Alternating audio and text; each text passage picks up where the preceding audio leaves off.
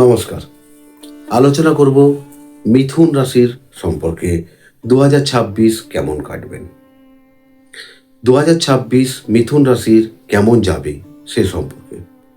প্রথমত হলো মিথুন রাশির জাতক জাতিকাদের খুবই সতর্কের জায়গায় থাকতে হবে।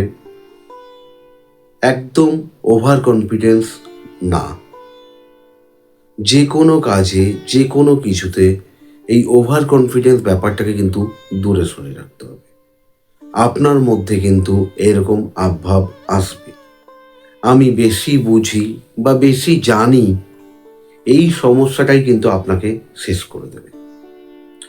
প্রচণ্ড মাথা গরম হবে আপনার এবং চঞ্চলতা ভাব ও একটা ইরিটেশন বাড়িয়ে দেবে।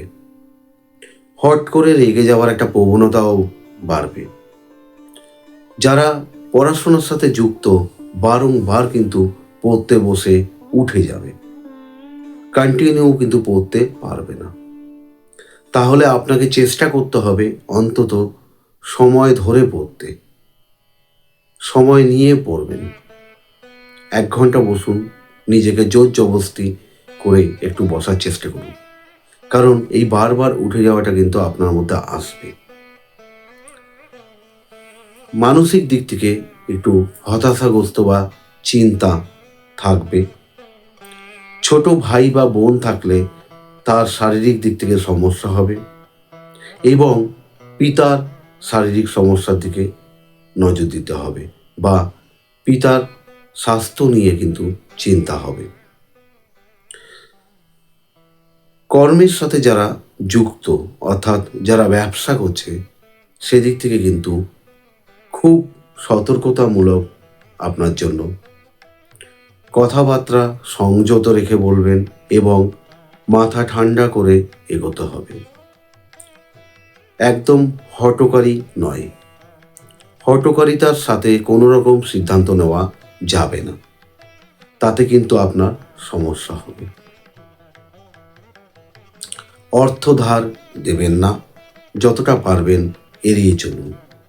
অর্থ ধার দিলে কিন্তু ফেরত পাওয়ার দিকে সমস্যা হবে। যারা বিদ্যার সাথে যুক্ত, প্রাথমিক বিদ্যার জায়গা ভালো হবে, কিন্তু একটু সতর্ক থাকতে হবে। উচ্চ বিদ্যায় ফল কিন্তু ভালো লাভ হবে, কিন্তু একটু যারা সায়েন্স নিয়ে পড়ছেন, আপনাকে কিন্তু ফিজিক্সের ওপর কিন্তু নজরদারি বেশি করে করতে হবে। ফিজিক্যাল সায়েন্স এবং ম্যাথসের দিকে একটু নজর দিতে হবে। বাকি যারা কমার্স নিয়ে পড়ছেন বা আর্টস নিয়ে পড়ছেন, তাদের জন্য কিন্তু ভালো সময়। যারা চাকরির সাথে যুক্ত, তারা কিন্তু খুব সাবধান। প্রথমত হলো নিজেদের কথাবার্তা সতর্ক রাখবেন, সংযত রাখবেন এবং যেখানে কর্ম করছেন সেখানে কিন্তু একদম সতর্কতামূলকভাবে থাকতে হবে, কারণ শত্রু বৃদ্ধি হবে, যার ফলে আপনার হাত থেকে কিন্তু কর্ম চলে যেতে পারে বা আপনি কর্মত্যাগী হতে পারেন। সেদিকে নজর রাখতে হবে।